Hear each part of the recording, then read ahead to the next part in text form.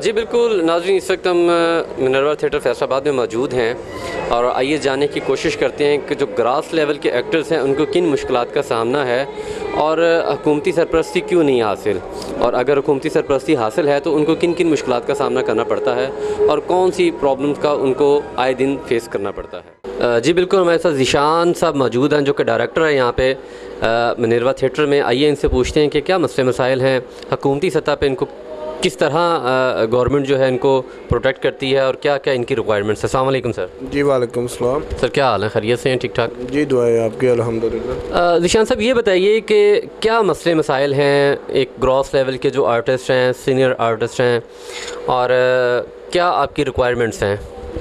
देखिए जी, इस हुकूमत से, तहरीक इंसाफ से, खान साहब से बड़ी तवक्कुआत वो बस्ता थी जैसा कि दूसरे शोबे ज़िंदगी से लोगों की थी।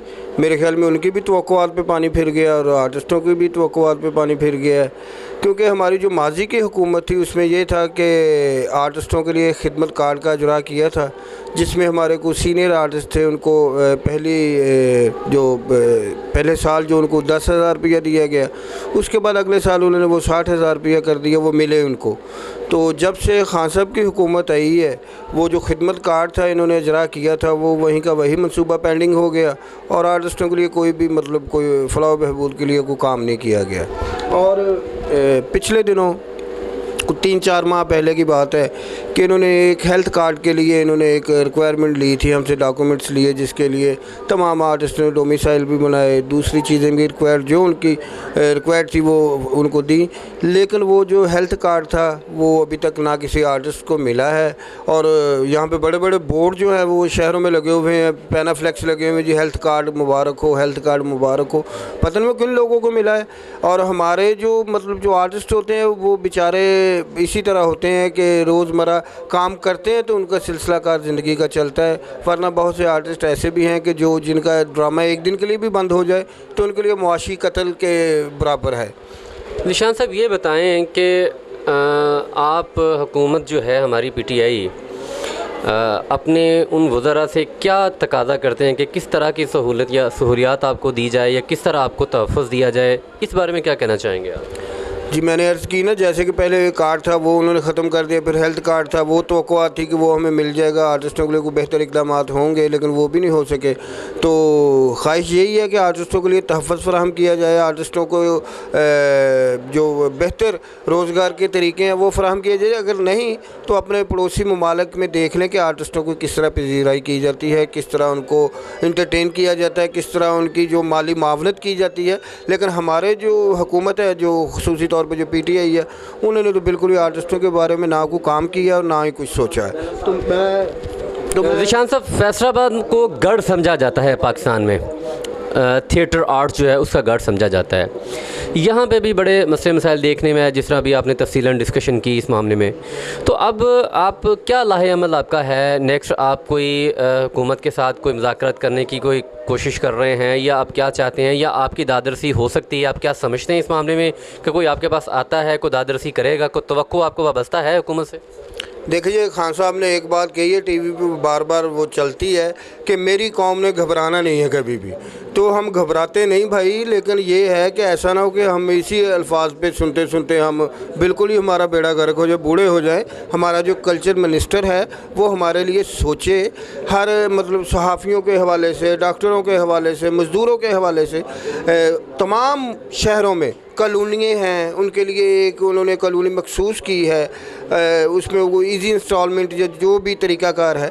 तो आर्टिस्टों के लिए भी एक कॉलोनी होनी चाहिए, आर्टिस्ट कॉलोनी जो इजी इंस्टॉलमेंट पे हो। जिन आर्टिस्टों के पास अपने घर नहीं है उनको घर मिलें, ताकि वो अपने बच्चों के लिए एक छत का इंतज़ाम कर सके और सुकून से अपनी ज़िंदगी गुजार सके। जी बिल्कुल नाज़रीन, इनका ये कहना था कि जिस तरह हुकूमत दूसरे शुबा जात को फैसिलिटेट करती है, सहूलतें देती हैं, इस तरह हम भी पाकिस्तानी हैं और हमारा भी हक़ उतना ही है। और पाकिस्तानी हुकूमत PTI से इनकी दरख्वास्त है कि हमें रिहायशी कॉलोनियाँ दी जाएँ, तहफ़्फ़ुज़ दिया जाए, ताकि हम भी अपनी ज़िंदगी आसानी से बसर कर सकें। जी बिल्कुल, इस वक्त मौजूद हैं मिनर्वा थिएटर में और हमारे साथ मौजूद है माला जी। आइए इनसे पूछते हैं कि आजकल क्या हालात चल रहे हैं थिएटर के और हुकूमत क्या कर रही है इस मामले में। अस्सलाम वालेकुम। वालेकुम सलाम जी। माला जी क्या हाल है, खैरियत से हैं आप? जी अल्लाह का शुक्र, मैं बिल्कुल ठीक हूँ। माला जी ये बताइए कि ये जो थिएटर के बारे में डिस्कशंस चलती हैं, गवर्नमेंट की तरफ से आए रोज़ पाबंदियाँ होती हैं और जो रश कम हो रहा है, क्या वजूहात हैं कि लोग इस तरफ नहीं आ रहे? देखें, इसमें गवर्नमेंट का भी कोई ऐसा इशू नहीं है कि उनकी वजह से फैमिलीज़ जो नहीं आ रही है। ये कुछ हमारी एक्टर्स हैं ऐसी तो जिन्होंने मेहनत करना छोड़ दिया और फैमिली का रुख जो है वो कम हो गया अब इस तरफ। देखें, ये तो अल्लाह की तरफ से बरकत होती है काम में। जैसे ही हम काम को ईज़ी कर देते हैं वैसे ही काम हमें ईज़ी कर देता है। ठीक है, कुछ एक्ट्रेस हमारी ऐसी हैं जो समझती हैं कि ये जो प्रोड्यूसर वगैरह होते हैं उनके साथ रिलेशन हो जाए या कोई सिफारिश वगैरह हो जाए, हमें काम मिल जाएगा, हमें मेहनत करने की ज़रूरत नहीं है। और बिल्कुल ऐसा ही है कि मेहनत करती नहीं है। बहुत सारी हमारी एक्ट्रेस ऐसी हैं जो मेहनत बिल्कुल नहीं करती, वो सिर्फ इसी चीज़ का सहारा लेती हैं कि हम लोग प्रोड्यूसर के साथ रिलेशन हो जाए, हमारा कोई ना कोई हमारी सिफारिश हो जाए और हम लोग आगे आ जाएं। ठीक है ना जी। इस वजह से फैमिलीज़ का आना तो बिल्कुल ही क्लोज़ हो चुका है। किसी थिएटर में भी फैमिली वगैरह नहीं आ रही और रश भी कम हो रहा है और उनकी वजह से हम जैसे लोगों पे भी बहुत ज़्यादा असर पड़ता है कि जो हम जैसे लोग हैं, मेहनत करने वाले एक्टर्स हैं, उनके काम पे भी बहुत ज़्यादा असर पड़ रहा है। मतलब कि फैमिलीज़ कम आएंगी, ज़ाहिर बात है हमारी डिमांड्स कम होगी। जैसे फैमिलीज़ आएंगी, पब्लिक आएंगी, हमारी डिमांड्स होगी, हमें पेमेंट अच्छी मिलेगी, प्रोड्यूसर्स खुश होंगे और फैमिलीज़ भी खुश होगी और पब्लिक भी खुश होगी। इस तरह से जैसे कि ये तो अल्लाह ताला की तरफ से होता है। मैंने कहा कि बरकत होती है इंसान के काम में। जैसे दिल लगा के हम काम करते हैं वैसे ही अल्लाह ताला बरकत डाल देते हैं और फिर जैसे हम काम को ईज़ी करते हैं और काम हमें ईज़ी कर देता है। जी बिल्कुल नाज़रीन, आज हमने कोशिश की BBC 11 हेडलाइन न्यूज़ के प्लेटफॉर्म से ये जानने की कि ग्रास लेवल के जो फ़नकार हैं उनको क्या प्रॉब्लम्स हैं और किस तरह के मसले मसाइल हैं। तो जब उनसे डिस्कशन करने के बाद ये उनका कहना था कि हमें रिहायशी कॉलोनियाँ अलॉट की जाएँ, हमारा गवर्नमेंट से तकाजा है कि हमें रिहायशी कॉलोनियाँ दी जाएँ और हमारी सेफ्टी का ख़ास बंदोबस्त किया जाए। और उनका ये भी कहना था कि दूसरे ममालिक की तरह हमारे पाकिस्तान में आर्टिस्ट का उतना ख्याल नहीं किया जाता जितना कि दूसरे ममालिक में किया जाता है। कैमरामैन वहीदुज़्ज़मान के साथ Syed Zaigham Abbas, BBC 11 headline news, Faisalabad.